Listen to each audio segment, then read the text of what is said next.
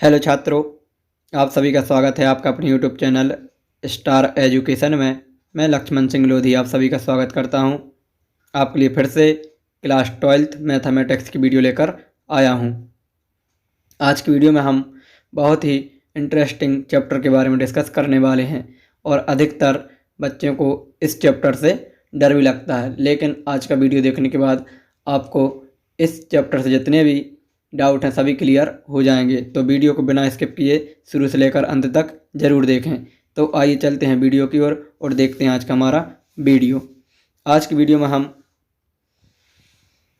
हमारी NCERT mathematics के अध्याय नंबर 13 की प्रायिकता यानी प्रोबेबिलिटी के बारे में डिस्कस करेंगे। इस चैप्टर में से एग्ज़ाम में 2 क्वेश्चन पूछे जाते हैं। 4-4 नंबर के आपके बोर्ड एग्जाम में 2 क्वेश्चन इस चैप्टर में से पूछे जाएंगे। तो पहले इस चैप्टर में हम महत्वपूर्ण सूत्र के बारे में देखते हैं। तो सबसे पहले हम हेडिंग बनाएंगे प्रायिकता। प्रायिकता क्या है? तो लिखेंगे किसी घटना का अनुमान लगाना या संभावना व्यक्त करना ही क्या कहलाती है? उस घटना की प्रायिकता कहलाती है। प्रायिकता का मतलब होता है अनुमान या संभावना। ठीक, इसे हम PE से प्रदर्शित करते हैं। ठीक, इसका फॉर्मूला होता है प्रायिकता बराबर अनुकूल परिणाम बटा कुल परिणाम। इसे हम फॉर्मूले के रूप में लिख सकते हैं। तो PE बराबर NE बटा NS। ठीक, अनुकूल परिणाम है, ये कुल परिणाम है। ठीक, तो प्रायिकता में हमें सिक्के के बारे में जानकारी पढ़ना है। तो हम पहले हेडिंग बना लेंगे कि सिक्के के बारे में जानकारी, यानी सिक्के से संबंधित क्या क्या फैक्ट निकाल कर आते हैं उनके बारे में हम देखेंगे। ठीक, तो सबसे पहले हम लिखेंगे नंबर 1 डाल के कि सिक्के में 2 पहलू होते हैं। कितने पहलू होते हैं? 2। कौन कौन से? नंबर 1 होता है चित, जैसे हम बोलते हैं हेड, HEAD हेड। ठीक, और एक पट, जैसे हम बोलते हैं टेल। चित आएगा तो H से प्रदर्शित करेंगे और पट आएगा तो टेल से। ठीक, H और T लेकर चलेंगे। ठीक, तो सेकंड पॉइंट आएगा एक सिक्के पर कुल परिणाम। तो एक सिक्के पर कुल परिणाम देखेंगे तो या तो हेड होगा या फिर टेल होगा। ठीक, तो कितने होंगे हमारे पास? 2 परिणाम होंगे। ठीक, कितने होंगे? 2 परिणाम। फिर इसके बाद एक सिक्के को 2 बार। तो सबसे पहले आपको ये ध्यान रखना है, जैसे सिक्का आएगा सिक्के का आधार रहेगा 2, क्योंकि सिक्के में 2 पहलू होते हैं। ठीक, तो अब जितनी बार उछल रहा है उतनी हम इस पर क्या कर लगाते हैं? पावर। यदि उन्होंने बोला एक सिक्के को 2 बार उछालने पर, तो यहाँ इसकी पावर 2 लगाएंगे, इसको सॉल्व करेंगे तो 4, यानी इस पर कुल घटनाएं 4 बनेंगी। जब एक सिक्के को 2 बार उछालें तो कुल घटना कितनी बनेगी? 4। ठीक, चाहे एक सिक्के को 2 बार या फिर ऐसा ही बोल सकते हैं 2 सिक्कों को 1 बार, बात एक ही होती है। ठीक, ध्यान रखना। तो कौन कौन सी स्थिति बनेगी? या तो हेड टेल होगा, या टेल हेड, या हेड हेड, या टेल टेल। ठीक, फिर इसके बाद यदि आ गया एग्जाम में कि एक सिक्के को 3 बार, तो सिक्के के पहलू 2 हैं, 3 बार चल रहा, 3 की घात लगा दी, 8 हो जाएगा। ठीक, तो हम इसकी प्रतिदश समष्टि बनाएंगे तो 8 बनेंगे। ठीक, इसके बाद फिर हम देखते हैं ताश की गड्डी पर आधारित प्रश्न या ताश की गड्डी पर आधारित जानकारी। तो लिखेंगे ताश की गड्डी में कुल 52 पत्ते होते हैं। कितने? 52। नीचे और विस्तार से बताया गया है। ठीक, तो 52 पत्तों में आपको देखने को मिलेंगे लाल रंग के पत्ते 26 होते हैं और काले रंग के पत्ते भी 26 होते हैं। ठीक, लाल रंग जो लाल पान है वो 13 होते हैं और इसका कलर कैसा होता है? रेड।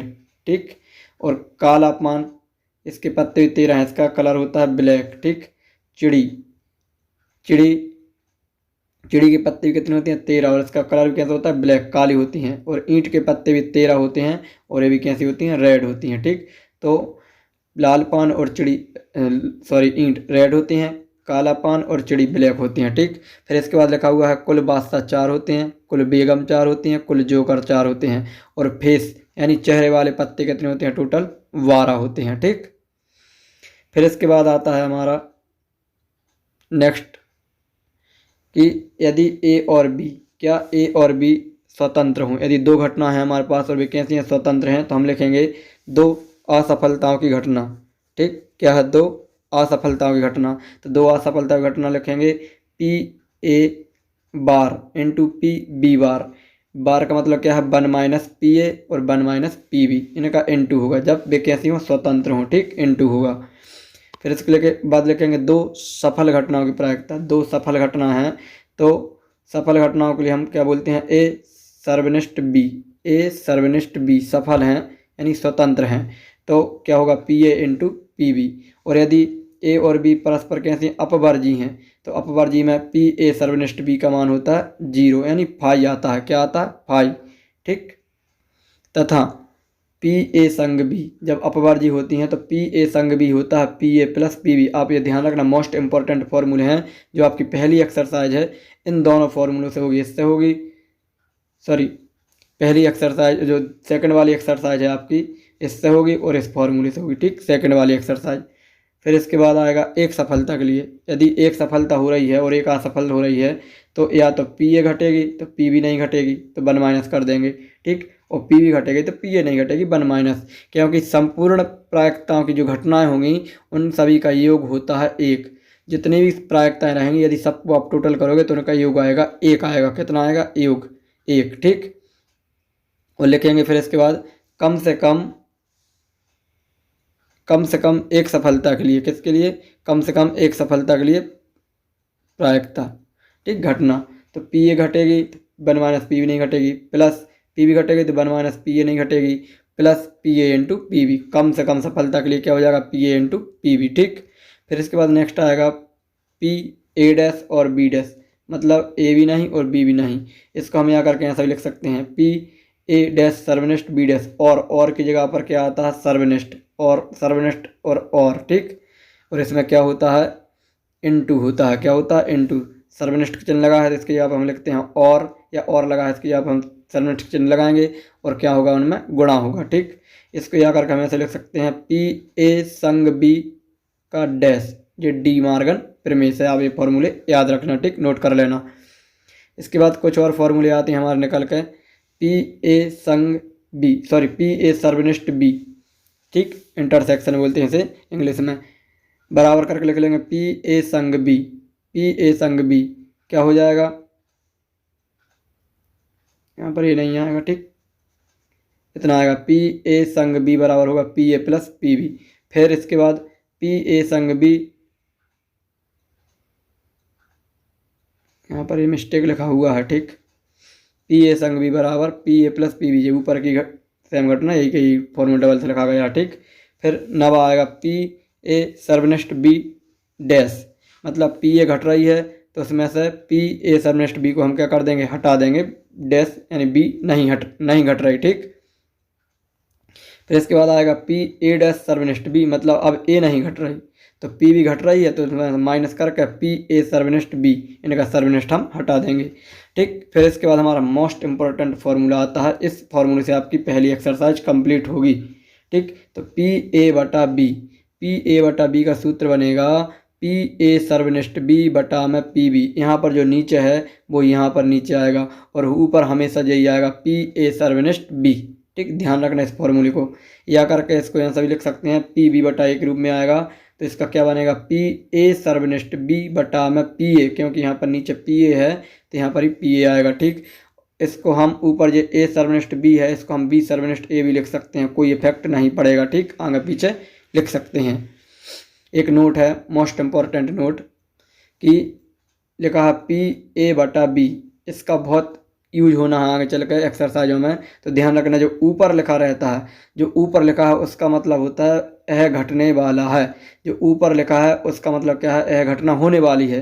और जो नीचे लिखा होता है इसका मतलब होता है घटना घट चुकी है, कंप्लीट हो गई नीचे वाली घटना, अब ऊपर वाली को हमें निकालना है। ठीक, अब यहाँ पर कुछ और नोट बताए गए हैं। और की जगह पर हमें क्या लगाना पड़ता है? सर्वनिष्ठ। ठीक, और की जगह क्या आता है? सर्वनिष्ठ।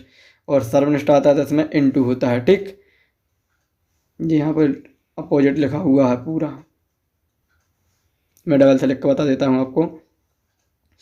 यहाँ और नहीं, यहाँ या कर लो और जी नीचे और आएगा। ठीक, अब ध्यान रखना यहाँ या आएगा। ठीक, तो क्या होगा? जब या लिखा है या तो संग आएगा और संग में अपन क्या लगाना है? यहाँ पर प्लस आएगा। फिर ठीक, यहाँ पर ये क्या आएगा? प्लस आएगा। ठीक, ऊपर नीचे हुए हैं। और है तो और की जगह पर क्या आएगा? सर्वनिष्ठ। और सर्वनिष्ठ है तो यहाँ इसमें क्या होगा? इनटू होगा। क्या होगा? इनटू। ठीक है, आप ये ध्यान रखना, मोस्ट इंपॉर्टेंट है, इनका यूज हमें अभी आगे करना है। ठीक, फिर नीचे लिखा हुआ है कि प्रायिकता का मान 0 से 1, 0 से 1 अर्थात लिखा हुआ है कि जो प्रायिकता है वो हमारी 0 से तो हमेशा बड़ी रहेगी, लेकिन 1 के बराबर या 1 से छोटी ही रहेगी। और जब किसी घटना की प्रायिकता 0 है तो वह घटना कैसी होगी? असंभव घटना। और जब किसी घटना की प्रायिकता 1 है तो वह होगी संभव घटना। ये आप ध्यान रखना, ऑब्जेक्ट में पूछ लिया जाता है। ठीक, अब यहाँ पर पत्ते की संपूर्ण जानकारी आप यहाँ से नोट कर सकते हैं। मैं आपके लिए टाइम दूंगा, आप स्क्रीनशॉट भी ले सकते हैं। ठीक, आप यहाँ से नोट कर सकते हैं। मैं ऊपर आप इसकी जानकारी बता चुका हूँ। ठीक, आप यहाँ से भी नोट कर सकते हैं। ठीक, इस प्रकार से आप ये डायग्राम बना सकते हैं। यहाँ से आपको और क्लियर हो जाएगा। ठीक,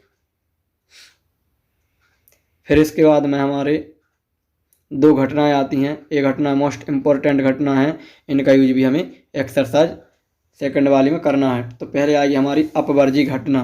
तो अपवर्जी घटना की परिभाषा क्या होगी कि जब 2 या 2 से अधिक घटना घटने वाली हों, जब 2 या 2 से कितनी अधिक घटना घटने वाली हों परंतु घटे केवल एक, क्या? परंतु घटे केवल एक, तो उसे अपवर्जी घटना कहते हैं। क्या कहते हैं? अपवर्जी घटना। ठीक, अपवर्जी घटना में हमारे मुख से या शब्द निकलता है। क्या निकलता है? या। यदि हमने मान ली 2 घटना, एक ए है और एक क्या है? बी, तो हम इसे यहाँ से बोलेंगे ए या बी, या तो ए घटेगी या बी घटेगी। तो इसका फॉर्मूला क्या बनेगा? प्रायिकता में पी ए संग बी। ठीक, तो इसका होता है P A plus P B. ये फॉर्मूला आप लिख लेना। ठीक, और इसमें पी ए सर्वनिष्ठ बी का मान क्या होता है? 5 होता है। पी ए सर्वनिष्ठ बी क्या होता है? पी ए सर्वनिष्ठ बी बराबर होता है 5। ठीक, अब ये ध्यान रखना। ठीक, और इस फॉर्मूले का हम यूज करेंगे जब घटना कहती हूँ अपवर्जी हूँ। ठीक, फिर इसके बाद हमारा नेक्स्ट आता है स्वतंत्र घटना वाला। क्या? स्वतंत्र।